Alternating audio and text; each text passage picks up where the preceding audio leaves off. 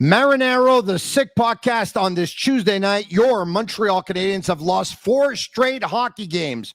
Last week, they lost 3 at home to Los Angeles, Dallas, and Boston. And last night, they lost in Columbus. The Canadiens are going to be back at it on Thursday night when they take on the Washington Capitals, a team that eliminated them 1 year ago. What's going on in Montreal?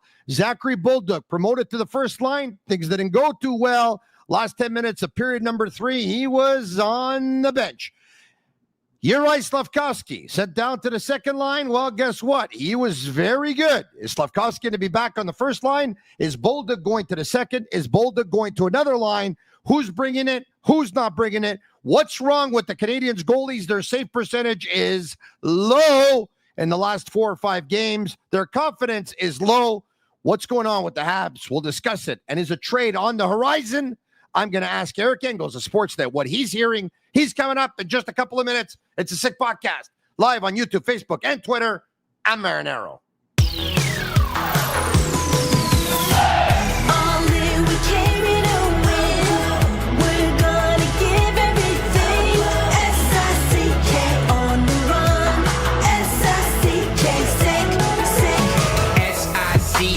It's the sickest podcast. Tune in for the audio, or you can even watch back. Giving players all the props, or put them on blast. We don't give no hot takes, only talk facts. We're giving all our devotion, riding high on this wave of emotion.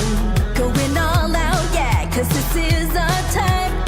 No, ain't no stopping us till we reach the finish line. All in, we came here to win. We're gonna give everything. S-I-C-K on the run. S-I-C-K, sick, sick. On fire, we're ready to fight. We'll bring the house down tonight. S-I-C-K on the run. S-I-C-K, sick, sick. Play it on the car ride, play it when you lounge. X and O's, you know that we can hold it down. Shout out to my man Sammy, got it off the ground. And to all the listeners tuned in right now, got debates, analysis, and speculation. This is sports talk for the new generation. You know where to find us, got a reputation. Sick Podcast, your #1 sports destination. Giving all our devotion, riding high on this wave of emotion. Going all out, yeah, 'cause this is our time. No, ain't no stopping us till we reach the finish line. All in, we came here to win. We're gonna give everything. S-I-C-K on the run. S-I-C-K, sick, sick. On fire, we're ready to fight. We'll bring the house down tonight. S-I-C-K on the run. S-I-C-K, sick, sick. S-I-C-K, it's the sickest podcast. Tune in for the audio, or you can even watch back. Giving players all the props, or put them on blast. We don't give no hot takes, only talk back. S-I-C-K, S-I-C-K, S-I-C-K, S-I-C-K, S-I-C-K, S-I-C-K, S-I-C-K, S-I-C-K, S-I-C-K, S-I-C-K, S-I-C-K. All in, we came here to win. We're gonna give everything. S-I-C-K on the run. S-I-C-K, sick, sick. Turn up your volume. Because you're about to listen to The Sick Podcast. With Tony Marinaro, 55 seconds left in the penalty, a minute and 27 seconds left in regulation time. Boston 4, Montreal 3. Lafleur coming out rather gingerly on the right side. He gives it into Lemaire, back to Lafleur. Oh! the sickest Montreal Canadiens podcast. You're in the ball! Sports entertainment like no other. Rejoint, on lui fait perdre la rondelle, une passe devant. Et c'est le dégagement et ce sera la victoire des Canadiens. Coupe Stanley pour les Canadiens, le 23e de l'histoire. You found the dogs! John, you found the dogs! He found the dogs! And all together, they work the young team to the top. And now, a 24th Stanley Cup banner will hang from the rafters of the famous Forum in Montreal. The Canadiens win the Stanley Cup. Brought to you by Energy Transportation Group. Driven to be different. La Vida Tibi. Embrace your true nature. And Playground, your premier gaming destination. It's gonna be sick. Marinaro, the Sick Podcast on this Tuesday night. And yes, I was taking a look at the chat on YouTube. We are live. We definitely are live. Some people are saying, well, no, they're not live. I see some sunlight from Eric. I see this. I see a thumbnail. I see a picture. I don't see a picture. We're live. Trust me. All right. It's as we speak. It is 10:06 p.m. Eastern time. And there you go. Take a look at that. Oh, I just showed you my wife and my boys, but I was trying to show you the clock on the phone. All right. Okay. So thanks for being there, Marinaro. I was under the weather earlier today, actually more like I got hit by a truck type of thing, not literally, but listen, I don't know what I caught, but I definitely caught something, and I couldn't get up from bed. As a matter of fact, I got up at around 5 p.m. from bed, and so I missed my French podcast earlier this morning. I want to thank Eric Oziel for filling in. Niello got a text message earlier this morning from me saying, I'm not doing too good. Something went down the wrong way, I think. Anyway, long story short, I seem to be much, much better now. So, yeah, I spent the afternoon and the morning and afternoon in bed when I wasn't in the bathroom. And once again, I'm pretty much 100% now. So thanks very much for watching the French show earlier this morning and encouraging Eric and supporting Eric and encouraging the show. And thank you to Eric for doing it on short notice. He's a pro's pro, and I'm really, really lucky to have Eric Oziel on my team and part of the Sick Media family. And I hope he'll be with us for a very, very long time. At one point, I'm going to introduce him to the Anglophone public too here, I think, because I know that you'll love him. Speaking of love him, you love Eric Engels. He's usually a regular on Monday nights, but because the Canadiens played in Columbus on Monday night, Eric was working. Eric joins us tonight. Let's go to Eric Engels. Eric Engels, presented by Allard et Emont, experts in heating, air conditioning, and ventilation since 1977. For nearly 50 years, Allard and Emont has set the standard for HVAC service in Montreal. Their focus is simple. It's unmatched quality and dependable comfort for your home. Visit allardemont.com to learn more. Allard and Emont, experts in heating, air conditioning, and ventilation since 1977. You're smiling. What are you smiling about? Just the energy that you're bringing. It's unbelievable. Your name came up on Saturday night. Oh, with whom? I was at Restaurant Vago, and I'd love to remember the gentleman's name, but he says that you and he play pickleball regularly. Oh, who would that be? Like I said, I forget the gentleman's name. I would think that the gentleman is probably in his 50s. 50s? I would say. Yeah, I believe he's an Irish gentleman, but I could be wrong. Irish gentleman. Yeah, I could be wrong.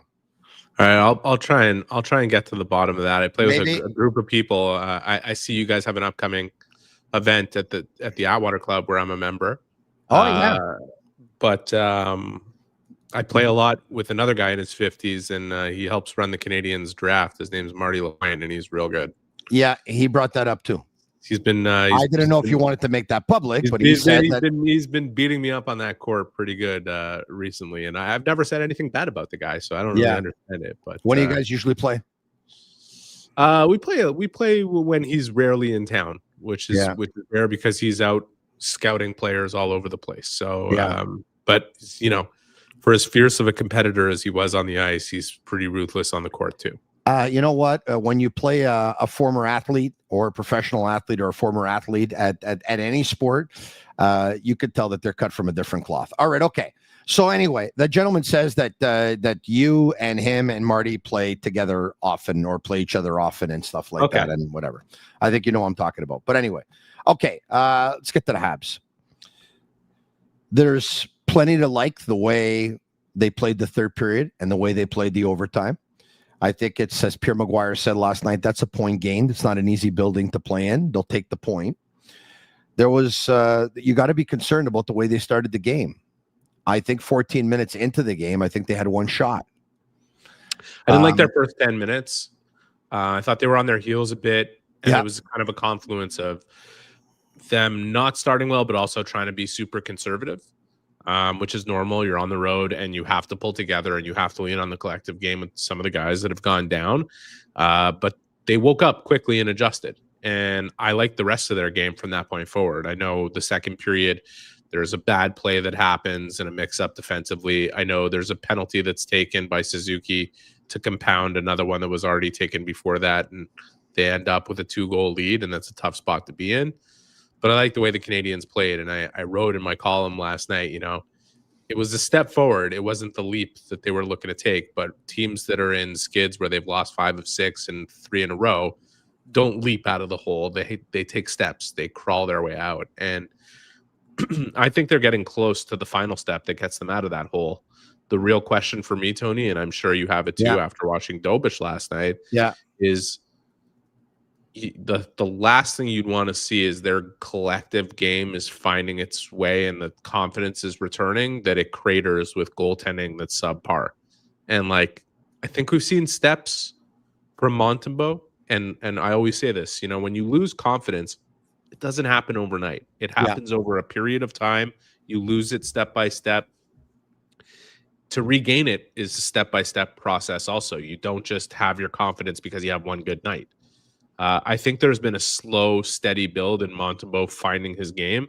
The game against Boston, he allowed a bad goal. There's one bad goal in there, but it's not 3 bad goals. He fought. He's been fighting. He's been finding his way slowly back to rediscovering himself and the goaltender that I think he can still be. It's be the worst case scenario that he takes a step back as the team is finally able, and looks prepared to take that final step out of the hole. So it's very easy to know what's going on right now, Eric, right? The goalie's confidence is at an all-time low. The big question, and I mean, a lot of the players, their confidence is at a low. Like, for example, I think Arbor Jackey's confidence is a little bit shaken. And he's not the only one, right? I think his last 3 games have been good.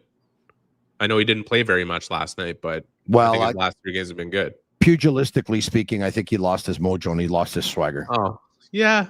Well, I'd be very reluctant to suggest that about Arbor. I'm sure in his next fight, he'll show that he hasn't lost much of anything other than his balance in one of the last 2 fights and his positioning in one of the other ones.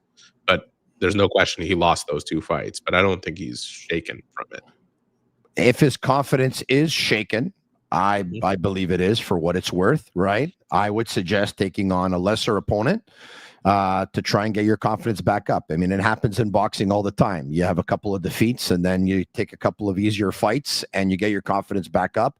And then it's all the difference in the world. But the big question for me now, getting back to the confidence of the goalies, because obviously they're nervous, you can tell, is the team playing somewhat nervous in front of them because they realize the goalies are nervous? So is the goalies' nervousness and their confidence shaken affecting the group? Yes or no? That's what I'd like to know. I don't think so, but the danger is that you get into that place. Now that the Canadians are starting to build their confidence back up, and you can see some of the plays are starting to work and the execution is slowly coming back, and they have a night like they did against Columbus where they needed a couple goals and found them. And let's face it, in overtime, they were 6-love in shots, and Demidov had an unbelievable opportunity to win the game. And Jack Greaves, did what he's done since the beginning of the season. He's been fantastic as a goaltender. You look at the shootout and the way that went. I mean, that move by Kent Johnson was disgusting. That was one of the nicest moves I've ever seen. It was one of the nicest moves I've ever seen until I saw William Nylander scored the winner tonight. That was unbelievable. Yeah, so he scored the winner tonight. But Marchenko's 4 for 4 in the shootout. Suzuki, his last 2 shootout attempts, he's been on a cold streak in the shootout. He's beaten the goalie and not finished it into the net. So it's I can feel that's coming. My concern is for them that they're finding it, it's coming back to them, and then the goaltending puts them in a position that rocks them back on their heels. And that's why I think objectively, a lot of people, I'm not taking anything away from what what's happened with Montembeault since the beginning of the season. He just has not been himself, and he has not been good. Okay, and he has owned that. But if you're objective about it, there has been some gradual progress over the last couple of starts that he's had, where he's not fully out of the woods, but he's climbing his way out. He can't take a step back now. He cannot take a sideways step right now. The team needs him. He's going to be in the net. I don't think we need to wait for Marty St. Louis to say it on Wednesday. He'll be in the net Thursday against Washington. He needs to step up and give his team a better chance to win. And the next time Dobich gets in there, he's got to do the same thing. And right now, Marty St. Louis. So pardon me, Eric, just 1 second. I'm sorry to cut you off, but you just said something important. So where are we at right now? We're at that if you win, you stay in. You don't like so. By the way, that's exactly what I was about to say. Perfect. Continue. That's exactly what I was about to say. Is that right now, if you're Marty St. Louis, you've been trying to protect Montembeault's confidence while trying to keep Dobich's confidence elevated. Obviously that hasn't worked. There's plenty of people pointing the finger at Marty for how he's handled the goaltending with Eric Raymond in terms of who gets to start when, and it's fair criticism considering the way things have gone. But the time for stroking egos is out the door now. Now the team is emerging from this slump. Like I said, they didn't leap out of it last night in Columbus, but they took a big step forward. Whoever gives them the best chance to win night after night here is the guy who's got to be in the net on any given night. And if Montembeault plays a great game on Thursday, you go right back with Montembeault on Saturday, win or lose. If Montembeault does not play a good enough game and the Canadians win, you have to go with Dobich. Like you have to start doing it this way. Right now it's a 50-50 split. Whoever's taking the net, and you tell both guys, the net is open. Who's going to take it? It's something I'd like to speak with Marty St. Louis about come tomorrow at practice. Yeah. I'm not particularly sure he'll play ball with any line of questioning that goes into that stuff, but these are questions that need to get asked. So I wouldn't worry about that. He likes you. I can tell when you ask him the questions. But that doesn't mean he'll answer it. I understand that. If he doesn't want to discuss something, he won't. And that's his but basically, I will. What you're saying is 20 games into the season, the Canadians right now don't have a defined number one goaltender. Yeah, right now with the way things have gone, that's scary, though. It should be up for grabs. Well, it's scary if it doesn't get resolved in the next 20 games, because we all know that the last 42 are the ones that the games and the relevance becomes tighter. Look, you can't afford to wait any longer, though. That's the main point. I think you and I are both on the same page. That's why you brought it up, and that's why I said it's exactly what I was about to say. The net is open. Who's going to take it? Who wants it more? I have some stats, actually. Last 5 starts for both of them. Yeah. Not pretty, I'm sure. Shane at Master Control, not so sure that you have it. If you can bring it up. There you go. I wrote it in French. I even send myself text messages in French now, by the way. Save percentage for Dobich and Montembeault in their last 5 games. Dobich, 870 last night, 615 versus Dallas, 857 in Jersey, 857 at Seattle, and 903 at Vancouver. Montembeault, 870 versus Boston, same as Dobich last night. 667 when he came in versus Dallas. 926 versus Utah. That's a good one. 905 versus Philly. That's not too bad. 824 before that versus Ottawa, and 793 at Edmonton, of course, which seems like a long time ago. But for just, I just put the last 5 starts for both of them there. So we have a little bit of a sample size. Yeah, and obviously save percentage not being the be-all, end-all, right? Goals saved above expected are what you're looking at, and you're looking at, save percentage on long-range shots, save percentage on medium-range shots, save percentage on slot shots to really find an indication of where a goaltender's at. Like I said, I think we have seen some better things from Montembeault, the Dallas game excluded, where he came in the third period of the team already losing 5-0. But he needs to build on it, and Dobich needs to get back to being the guy he was at the beginning of the season versus the one we've seen over the last 3-4 games. So competition is good. I'll tell you one thing. This is the most competitive NHL that I've covered. It's 18 years in. This is my 18th season. right now there's one team in the Eastern Conference in the Atlantic Division that's under 500. It's Buffalo, and they've won 2 games in a row, and they're 1 game off 500. Toronto just got back up to 500. San Jose has a better record than Toronto this year. Do we have the standings? I think Shane might have the standings for us. There you have it. Look at that. Yeah. I mean, there is not. You got 24 points for Boston, who's played more than everybody else, and the Sabres are at 18 points. And they've played 2 games less than the Bruins. This is going to be a dogfight. It's crazy. The parity is absolutely crazy right now. It's crazy. And I'll tell you something. I watched Tampa Bay put the wood to New Jersey tonight. I did too. Yes, well, because they're starting to get their injuries back. There's Hagel's back. And Vasilevsky's game is back. Gensel was on fire tonight. He had a hat trick. You could tell in the first period that he was on his way to a hat trick. Like, that's how good he was playing. Vasilevsky was fantastic. Detroit. Are you going to be at that trip in Florida when they play Tampa on the 28th and in Florida? Well, I booked myself a 1-week vacation with the family. Guess where we're going? We're going to Florida. We're going to watch the Canadiens and the Lightning on the 28th, and we're going to watch the Canadiens and the Panthers on the 30th. I'll be there. I'll be there for sure. I've never been to Tampa. I've been to Florida and Orlando several times, and Fort Lauderdale and Orlando, but I've never been to Tampa. So I'm looking forward to I bring up the standings just to say that, like, I think with how tight things are, you have to create that open competition in the net for the Canadiens. Mm-hmm. I also bring them up just to point out the reality that, like, every team has these ebbs and flows throughout the season, but more so now than ever because it's so tight. Like, Vegas just lost 5 of 6 games. Montreal's lost 6 of 7 and 4 in a row, but they're 10-6-3 on the season. Like, it's the sky's not falling here. And the fact that I thought it was a big win for them last night, not to get the point, but that they actually resembled themselves over the second half of that game. They looked like the team that shot out to a 9-3 start to the season. And that's relevant without Doc, without Newhook. I like the way Marty St. Louis managed the game. I like the way he tweak the lines to start to create a certain type of spark, to give that responsibility to Slavkovsky, to put a little more onus on Suzuki, to give Bolduc some opportunity in a different role. I like the way with 10 minutes left in the game, he went down to 3 lines and mixed things up and produced what he was looking to get. And at that overtime period, if you play it 10 times, the Canadians win it 9 times. Like, so, or that's maybe true. So I just think it seemed like Lane Hudson had the puck the whole night, by the way. He was fantastic last night. It was probably his best game of the season. And he was 2 times, 3 times, and 4 times better than his teammates last night. Like, I know he was like too hard on himself over the last couple of games, but he went through a 4-game sample there where he was not good enough. Like, he's not to his standard.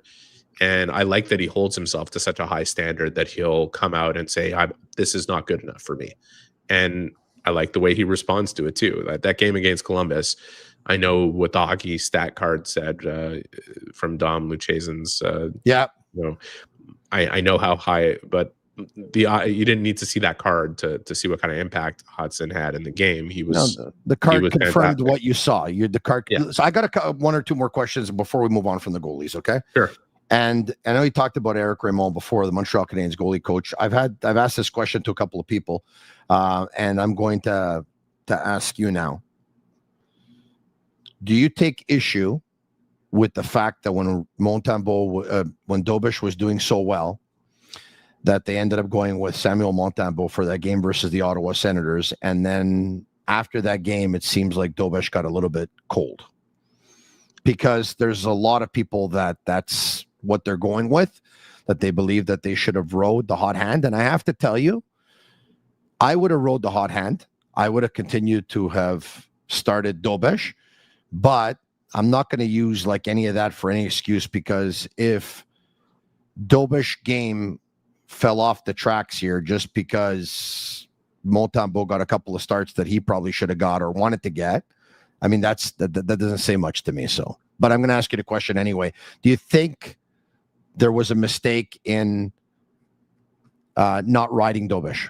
I think the argument is particularly easy to make in hindsight, and I think it was a justifiable argument to make in the moment. The thing is, context matters. What was the Canadiens' record going into the Ottawa game that you're talking about? Are we able to find out? Because I don't have it in front of me. I assume it was closer. It was closer to 9-3, whatever it was. Right? They've lost a bunch of games since, so now they're 10-6-3. Let me see. Do we have it, Shane? Shane's going to try and get it for us, and he'll put it here somewhere. The point is, Marty St. Louis and Eric Raymond didn't make that decision in a vacuum just based on Dobish's performance and Montembeault's. It was made greedily to try and get everybody to the optimal place while the team has a winning record, right? Like, you could understand what they were thinking with it. It's, Montembeault's been struggling. We need to bring his confidence up. We need to give him opportunity. We need to make him feel as though we support him. And Dobish is strong and he's solid and he's hot and things are going well for him. And we're not really concerned that if he has to sit for a few more days before his next start, that it's all going to fall apart for him. There's plenty of logic and reason and context in that decision. In the moment, if you didn't like it, I don't think there's a lot of reason behind it. Marty St. Louis got to coach a team, not Montembeault. Yeah, but in coaching a team, you're trying to get the best out of everybody. And so he's thinking about it like, Dobich is solid right now. I'm going to need both goaltenders in a good place for us moving forward because our shooting percentage might drop a little bit. Our offensive production might drop a little bit, and we're going to need to be able to lean on these two guys. Look, like I said, if you in the moment felt as though Dobish should have started against Ottawa instead of sitting for an extra few days before his next start after winning his 6th game, you were justified to think that. If you, in hindsight, feel that way, you are certainly justified because look at what's happened since. Both goaltenders are not performing to the level you need from them, so it hasn't worked. These are decisions that get made, but they're not made in a vacuum, and they're not as simple as 8 wins and 3 losses before that Ottawa game. Yeah, so 8-3. There you go. Yeah. So look, I'm not going to sit here and deny the argument that you're making or anybody else would have been making in that time. I just think that you have to think of it with the actual context of the team and what the coach is trying to get, which is not just to when you say, I don't think it's a fair statement when you say your job is to coach the Canadians, not just Sam Montembeault. Well, that's my opinion. It could be unfair. You're right. Yeah. But he's trying to coach everybody and trying to get them to a place. And when you're 8-3 and you have the luxury to try and light a fire under somebody who's not going at that time so that you have that for a later point, I understood the logic behind it. Okay. Yeah. Whether I agree with it or not, it needs to be acknowledged what the context is. But like I said, anybody who's making that point right now has a winning argument. There's no arguing against it with both goalies, unfortunately, not at their peak.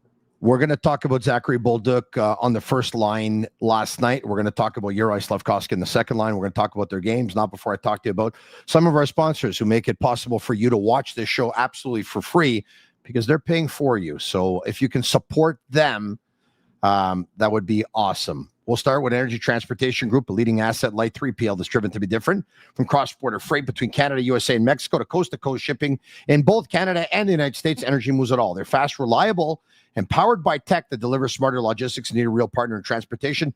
Contact the team at sick@shipenergy.com and see how Energy Transportation Group is changing the freight game. Also brought to you in part by Playground. Winning Wednesday is the ultimate midweek experience for players age 50 and up. So listen to this, folks, because tomorrow you can start your day with a $5 breakfast. And I can tell you that the plate is like, it's full. It's like bigger than my head. As of 7 a.m., then take your shot at winning your age in cash with hourly draws until 3 p.m.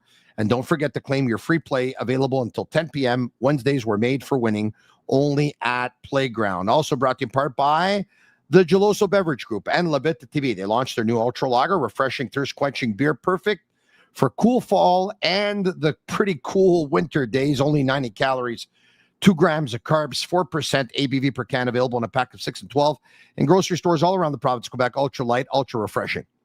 Before we move to Bolduc, Canadians have 5 regulation wins. Are you concerned? 5. They're not going to be able to win. For sure. Knowing how tight the standings are that we just referenced, you should be concerned about them having only 5. Look what happened. Who was the team that missed the playoffs on that tiebreaker? I was just speaking to somebody about it. player. Damn, I'm blanking on it. Anyways, you have to be concerned about it. The Canadians made it in. When last year? There was I don't know if it was last year or the year before. There was a team that lost on a tiebreaker because they didn't have enough regulation/overtime wins. It was 2 years ago, I think. Anyways, doesn't matter. Of course, you have to be concerned about it when you see the Red Wings. Yes, the Red Wings. Yeah, I was talking with Joe Valeno about this. Yeah. The Capitals got in. The Red Wings didn't. They were both tied. Yeah, I remember that. So, yeah, they've got to start winning games. I don't think the Canadians care if they win in a shootout. They got to win. Like, they need to get back to winning games. I think, like I said, they took a step in that direction last night, and they need to build on it on Thursday. But yeah, it's something you have to concern yourself with as the season goes along, that if you don't start stacking regulation wins, you're going to be in a tough spot towards the end. And the Canadians' schedule gets considerably more difficult the more we move along here. All right, okay. Let's talk about Zachary Bolduc now. Promoted to the first line. How do you think the experience went? And number two, do you think he should have been promoted to the first line?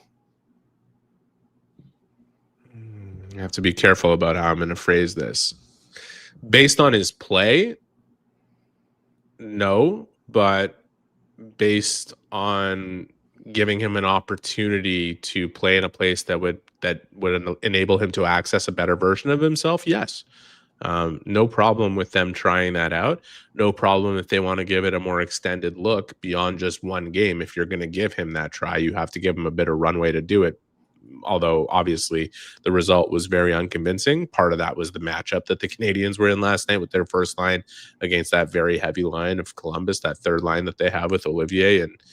But look, people in Montreal need to remember that just because Zach Bolduc scored 19 goals and has a lot of potential as a player doesn't mean that he's not 22 and has 1 year of experience in the league. And like everybody else his age and his level of experience needs to find not only consistency from game to game, but consistency from shift to shift. This is a natural progression for a player. And I think there's plenty of pressure. I think part of his start, despite the fact that he scored in 3 consecutive games to start and looked to fit in pretty seamlessly, is due to being in a new market and a new team and a new system with new players and new habits and new everything. It's a difficult thing to do, and it's particularly difficult if you're a Quebecois playing in Montreal, where the expectations can be higher and higher and beyond high and beyond reasonable. I think Zach Bolduc has a lot of skill. I think Zach Bolduc has a lot of potential. I think Zach Bolduc still has plenty of growing up to do as an NHL hockey player in order to find consistency with and without the puck. I find he plays 1 or 2 shifts that are great, and then 1 or 2 shifts where you're kind of curious as to what he's doing. And that's just, it's parcel exactly what I was just talking about. So look, I think as the season goes along, we're going to see better things from him. I think his potential to score goals is absolutely there. But he still has some rounding out to do, like any player his age would. I was surprised that he got promoted to the number 1 line, because in the last 4 losses before last night's game, he had 0 goals, 0 assists, 0 points. He had 1 shot on goal. I didn't think his work ethic was nowhere near where it should have been. I commend him, by the way, the other day. It was an optional practice. He, Demidov, Kapanen, and Hudson were on the ice. Jake Evans and Brendan Gallagher were on before everyone else, working with Adam Nicholas. I commend him for being on the ice that day, but I'm not so sure that was a real good decision by Marty last night. Let me explain. Let me ask you a question. Yeah. Let me ask you a question on that. Mm-hmm. Before Marty put him on the top line with Suzuki and Caulfield, where did he put him against Boston? Before he put him on the top line, where did he put him against Boston? On the... He put him with Evans and Anderson in a defensive role where he was going to be forced to start 90% of his shifts in the defensive zone. Yeah. He worked hard. He worked hard because he had to. I understand that. I don't think he ends up on the line he was on last night in Columbus if he doesn't first go to that line with Evans and Anderson and show like, hey, like, you got to play defense. You got to commit in your own zone. So I think they're handling. But him what was wrong with what appropriately. was wrong with the line with Slav? I mean, the only reason why they had a drop off in production the last couple of weeks, you know it as well as I do. Nick Suzuki's not 100%. Let's put the cards on the table. Not 100%, coupled with the fact that the team has lost some confidence, and the puck's in their zone a lot, and that's affecting everyone. It's not the only reason, and I think like whenever a change is made, it's so funny how everybody always immediately points to like they look at the line in a vacuum and what's wrong with them that you need to break them up. It's team related. It's the same thing as like when I tweeted new power play lines from Sunday's practice, the predictable hyperbolic reaction to them was like ridiculous, over the top. You can't demote Demidov. It's not about Demidov. It's not, Demidov is not being demoted. He's not being put aside and as if he's the problem with why the Canadians have blanked on 17 straight power plays. It's once you get shut down 17 times in a row and you miss on 2 5-on-3s and fail to generate a quality scoring chance, and people are attacking both the flanks instead of the middle of the ice, and you're not finding the middle of the ice, you start putting some different pieces in place and giving it a different look before you come back to it. Anytime Marty St. Louis has separated Caulfield and Suzuki, he's put them back together. But sometimes you need a little bit of change in order to get back to what you need to do. You say the only reason the number one line wasn't working is because Suzuki isn't at 100%. It's definitely part of it.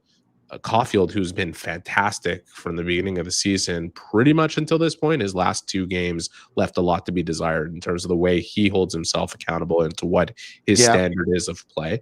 Slavkovsky, what I loved from Slavkovsky was he didn't view this as a demotion being moved off that line. He viewed it as an opportunity to lead another line, and he did. Like, I don't think there's anybody in the fan base who's looking at Slavkovsky right now and is not impressed with the way he's playing. I thought he was their best forward last night. And yet, when Demidov gets moved to a different power play unit, a lot of the reaction, the hyperbolic reaction that I referenced is, well, he's the wrong guy to move, and why don't you move Slav and this and that? Well, look at what Slav has been doing on the power play. Look at what Slavkovsky has been doing on the power play. The work that he does to get the pucks back, the work that he does from the goal line, the work that he does to find open lanes and make plays. I don't see why anybody would look at it as like he should be removed. And again, I don't think Demidov being moved is because it's like the coaches are looking at it and saying, we need to remove this guy. That's the problem. It's got nothing to do with that. One of the reasons why they moved Demidov off the unit is because it was a power play that clearly was not shooting enough. And Ivan Demidov had 2 shots on the power play all season, and Bolduc had 9, and they needed to get another shooter in there. How did Boston score a power play goal on Saturday? They moved the puck down low, they hit the bumper, and they scored immediately. Correct. Yes, it was the tic-tac-toe Canadians goal. Had 2 5-on-3s and 5 other power plays in which they never worked the puck inside. Yeah. Zach Bolduc is an excellent bumper. Alex Newhook is pretty good bumper too, and he's out now. Yeah. Kirby Doc is a decent bumper. He's out now. The Canadians need to balance things out at the moment, and they need to find different looks, and they need to create different looks so that the preparation that's done against them changes. Some teams keyed in on how much the power play was running through the flanks that went 7 for 13, and they really attacked those flanks over the last couple of games. And I think it was ripe for some change. It's the same thing with a lineup adjustment, whether it's moving Bolduc to the first line and moving Slav to the second and bringing Gallagher, Evans, and Anderson together towards the end of the game. You need to change things when you are unproductive to the level the Canadians have been over the last 6 of 7 games. And I don't really have an issue with any of it. And again, I don't think he just jumped Bolduc to the front of the line. He put him on the 4th line first, and then he put him on the first line in the next game to be like, okay, you worked hard. Thank you for showing me you can work hard. Now do it with the guys who might enable you to score at the other end of the ice.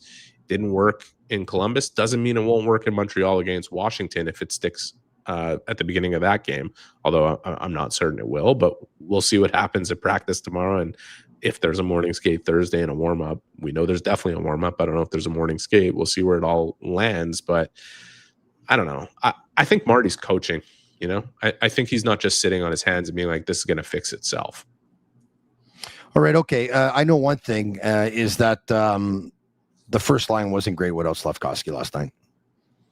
So I understand what he's trying to do, by the way. And a lot of people are saying, look, they have a lot of injuries right now. Alex Newhook is out, Kirby Dach's out, Patrick Liney's out. If all three of those guys are at their best, they could actually form a second line for the Montreal Canadiens. So I get it. They're short-staffed right now, and he doesn't want to have all his eggs in one basket. But I never liked the theory of really just breaking something that has showed that it worked he doesn't more either. often than not over the last 2 years. Holy shit. Like Marty St. Louis doesn't either. He's played these three guys together for 3 years straight. It takes so much for him to change his lines until injuries hit and he has no choice. I don't think it would be out of the question for him to separate Suzuki, Caulfield, and Slavkovsky on 3 different lines if the Canadiens continue to do what they've been doing over the last couple of weeks. I don't expect that they're going to continue. I think, inevitably the tide's going to turn and they're going to win some games. They may not win 3 of every 4 like they were doing at the start of the season, but I like their chances of getting back into a rhythm where they win, 3 of every 5 or 2 of every 3. Like, I think that's a reasonable expectation, even with the injuries they have. And it's partly with the idea in mind that Kent Hughes is working hard to try and help this team right now. Do you, we'll get to trade talk in just a second. Do you make anything of their record versus teams that are heavier than them? No, I don't. Do you think it's just a coincidence? Let's bring up the chart. Like which teams that are heavier? Like Dallas and LA? Hold on a second. 2 games where they didn't play well? Okay, Boston's the heaviest loss. Toronto's number 2 loss. Los Angeles number 3 loss. Dallas number 4 loss. Rangers number 5 loss. Ottawa 6 win. Columbus is 9 loss. Buffalo's 12 win. Detroit's 13 win. Edmonton's 14 loss. New Jersey's 15 loss. And I get it. Like there's 3 of those games that could have gone the other way. Yeah. Keep that graphic up for a sec. Yeah. Okay? Just go through the games here. Boston game, they deserve to lose that game. Toronto game, they were the better team. They ended up losing. Los Angeles game, probably their worst game of the season. Dallas game, a 7-0 loss in which, if you look at the win probability and run that game 10 times, the Canadiens win 6 of them and Dallas wins 4. It's pretty amazing that they shot out to a 5-0 lead. They should have been down 3-0 in that game. I don't think the Canadiens were outmuscled in that game by any means. The Rangers, not kind of an inconsistent game there, but nothing to do with the heaviness of the Rangers. The Senators, they took care of. Columbus. Well, they took care of. I mean, I think they won in overtime. Yeah, they won. Right? I hear you. Yeah, I hear you. If we're just going to look at an X next to their name and say a loss is evidence that they can't handle a heavy team, then we've got a flaw in the logic. If we're just saying, well, they took care of the Senators in overtime. No, I hear you. I hear you. Like, well, no, but if you're gonna say they lost versus Toronto, but they were better, they were much better. Like they were the much better team in that game, and they ended up losing 5-2. So I don't know. You asked me if I read into that. I don't. Okay. And I don't see the Canadiens as a team that cowers away from a physical opponent or a bigger opponent for that matter in any respect. They certainly didn't do that against the Bruins. It's just that record is what it is. If you want to ask me the question 40 games from now and that it remains that way, we'll talk. Okay. Well, I want to talk to you about some of our sponsors, Canadiens and the Washington Capitals on Thursday night. You want to get in on the action, go all the way with Betway, get a deposit matchup bonus up to $300 on your first deposit. Scan the QR code on the screen or click on the link in the details section to create an account. Redeem your welcome offer. Offers only available for new customers. Terms and conditions apply. Offers not available in Ontario. Must be 18 years of age and older. And please play responsibly. I'm pretty excited because Agnello told me that on Friday, we're going to be receiving the Slush Buster. And no, it's not a slush puppy. It's a Slush Buster. No, it's not a drink. It's a snow brush, basically. It's the new innovative snow brush designed to tackle winter's mess with ease. I could definitely use a couple for my trucks. From heavy slush to stubborn ice, the Slush Buster clears it all quickly, keeping your car clean and your hands dry, smarter, stronger, and built for Canadian winters. I'm pretty excited about it, Eric. I've seen a picture of it. I haven't had my hands on it yet, but I've had a couple of people tell me that they were able to procure one at slushbuster.ca. And it's the best snow brush that they've ever had in their whole lives. So I'm happy to hear that. Speaking of snow, If you haven't bought your winter tires, time's running out. If you're in Quebec, you have until December 1st to get your tires installed. Good news is you can pick up GT Radial tires at Point S starting at $89 per tire. Visit point-s.ca to shop for GT Radial tires or to find your nearest Point S location. All right, okay. Hey, Tony, can I just clarify one thing, by the way? Go ahead.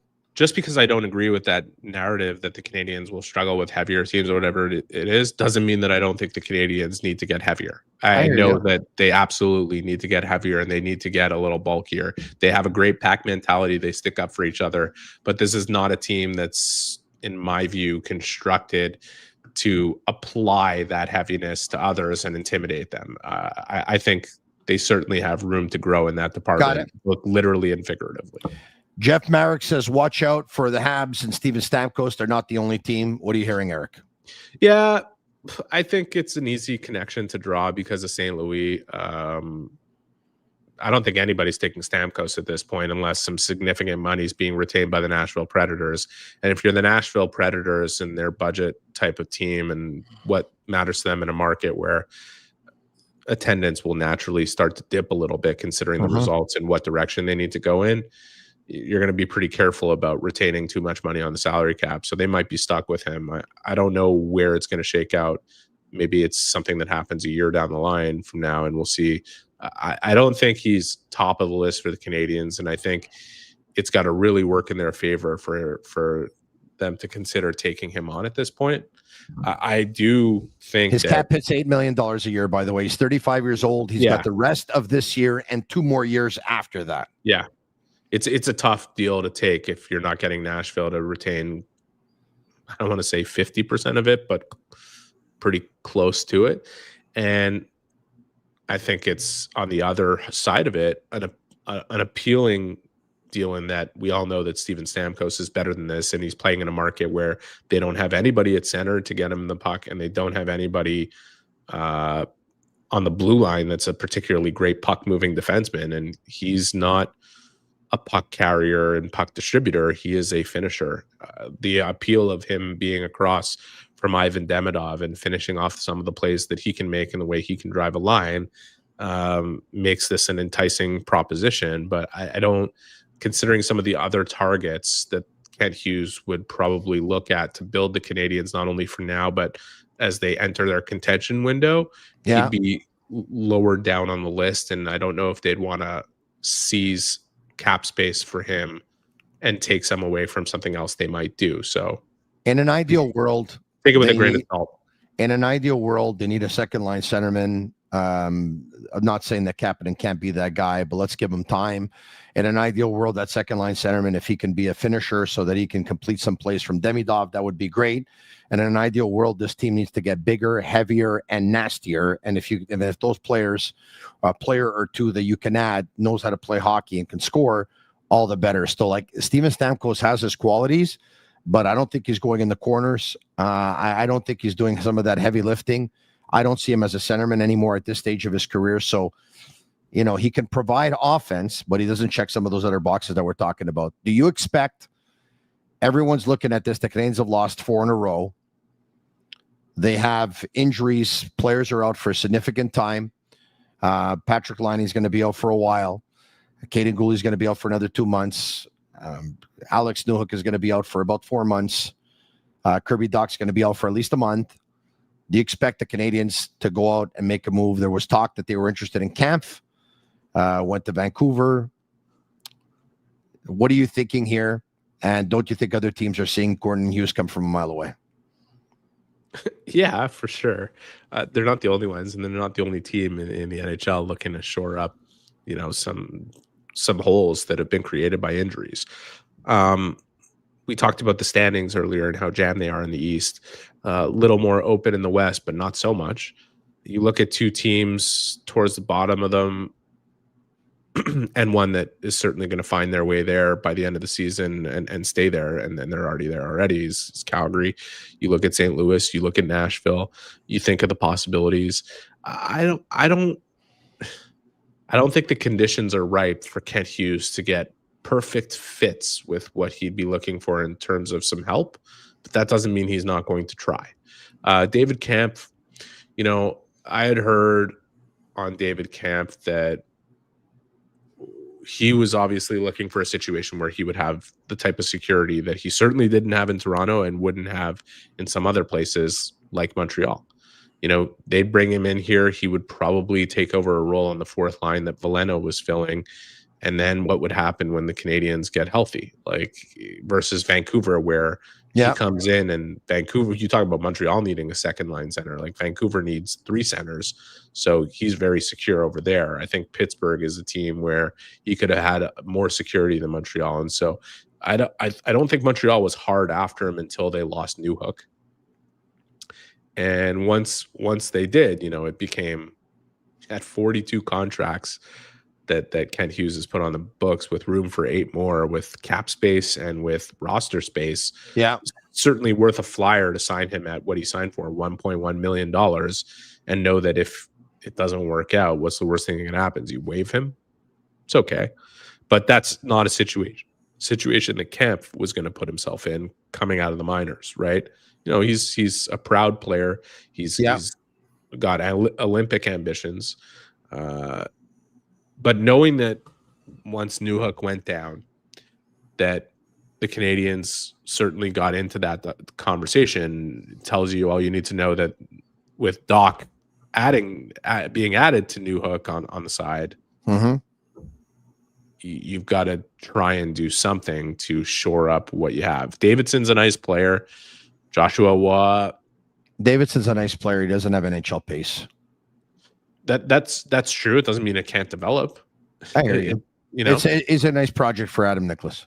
Yeah, he's a good project for Adam Nicholas. He's a good project for himself. Like, he's got an opportunity here. He seems willing to do the things that are required. We'll see what happens. There's other players on this team that need to step up right now while Kent Hughes is looking to try and fill some holes. Brendan Gallagher is one of them. You know, like, I think Brendan Gallagher is capable of playing better than he's playing right now. And he showed that last year. And I think he'd be the first to admit it right now that he's not playing. And I'm not talking about the goals. I understand he doesn't have a goal so far. But there are plays that Brendan Gallagher makes in a game to extend the life of a shift, to extend offensive zone pressure, to create opportunity, to cause chaos in front of the net, that he's not executing consistently enough right now, no matter where he's playing, what line he's on. And he needs to step up. Bolduc needs to step up right now. This is a great opportunity with some of the guys that are out of the lineup for him to do that. And the guys that are here have to really come together and do the job while Hughes is looking for some help on the market, which is going to be hard to find with how tight the standings are. And like I said, the Western Conference teams that are going to hold their pieces to extract maximum value, knowing what direction they're going. Very hard time of year to make a deal. Yeah, and don't get me wrong. I mean, I talked about Davidson. What I love is he gives you absolutely everything he has and more. Like, he comes as advertised, right? He finishes his hits. He'll sacrifice his body. He goes to the net. He gets pucks on net. I mean, I like everything I like everything he's bringing, but I think his lack of pace is evident. Joshua Roy keeps on getting opportunities, and unfortunately, Habs relic. Davidson had 3 shots on net, and Tony criticizes him. Do me a favor, get rid of this guy. Like, I don't want this guy in our chat. Like, he's been bothering me for the last half an hour. All right, okay. You're not talking about Joshua Roy, by the way, just so people folks, all I said is he doesn't have NHL pace. That's by the way, he comes as right. advertised. The one thing between it's a team that's being a regular fast. NHLer at this point, yes, is his pace, and he needs to work on it. And then part of that is he put on weight, knowing the type of role that he would have to play in the American Hockey League and the National Hockey League, and now he needs to adjust to playing at that weight and bringing the pace that he needs in order to be effective and get to the spots that his brain puts him in to be able to score goals. And he is one thing that I've loved about this player from the start is how good he is with his positioning and how frequently he finds the space he needs to get to make himself dangerous. Can he get there fast enough at the NHL level is a legitimate question to ask, not just based on a very small sample of his games so far at this level. What is it, 2 games? Yeah. it's based on who he is as a player right now, and it's a very legitimate point you're making. I spoke to Pascal Vincent. He told me that it was obvious that there was some pace issues there, so they asked him to work on his core and reinforce his core so that he can help the pace in his game. But once again, it's a big step to go from the American Hockey League to the National Hockey League. This is a team that skates fast, by the way. So when you don't skate as fast, obviously you stick out a little bit. All right, you stick out a little bit. All right, okay. Joshua Roy. Here's one guy that hasn't made the most of his opportunities. It's not happening for one reason or another. Everybody makes mistakes, by the way. It's not about that he made a mistake in front of his net. He probably shouldn't have ended up with the puck on his stick in front of his own net in that situation. So, that's one thing. But you just, opportunity after opportunity has come. And if it doesn't start being taken advantage of, you really start to question whether or not there's an NHL future there. And it's got nothing to do with attitude. Like, he's a great kid. He's done everything that's been asked of him. He's trying very hard to find his way. He's gone down when he's been asked to and produced at the American Hockey League level. His hockey sense is elite. He's got great hockey sense.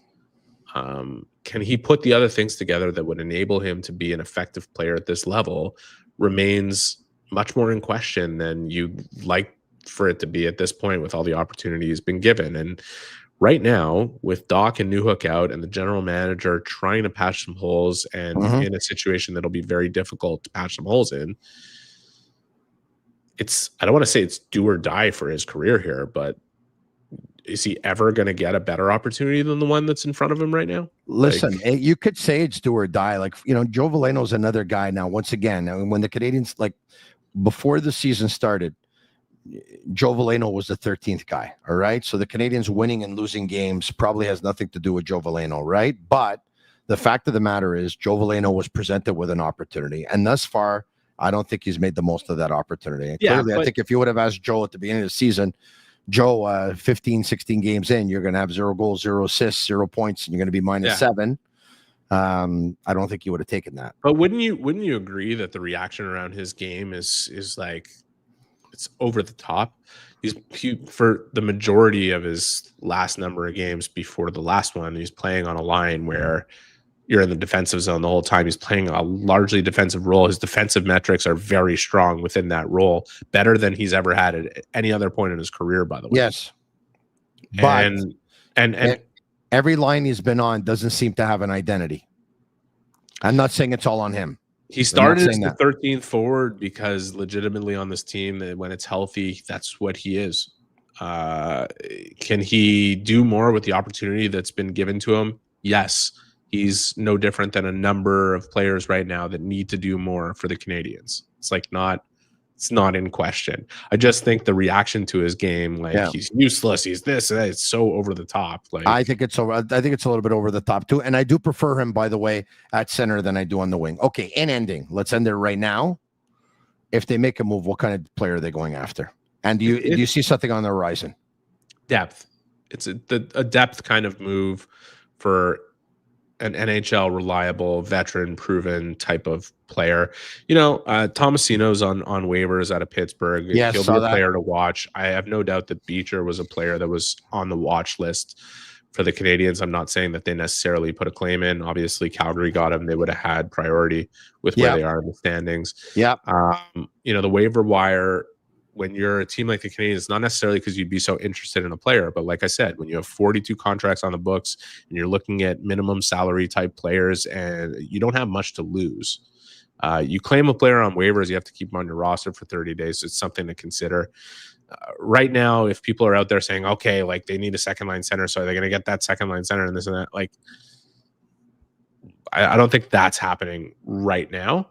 I don't think the conditions are ripe to get that type of player, but you can get, we'll see if you can get an NHL type of player that is reliable and has some veteran experience. And look, it was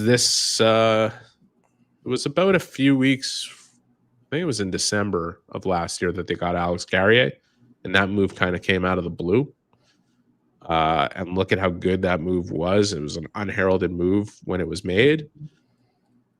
I'm not sure it's available to the Canadians right now on November 18th, 19th, that they can pull off that type of deal, but it's the type of deal I'm sure they're looking for.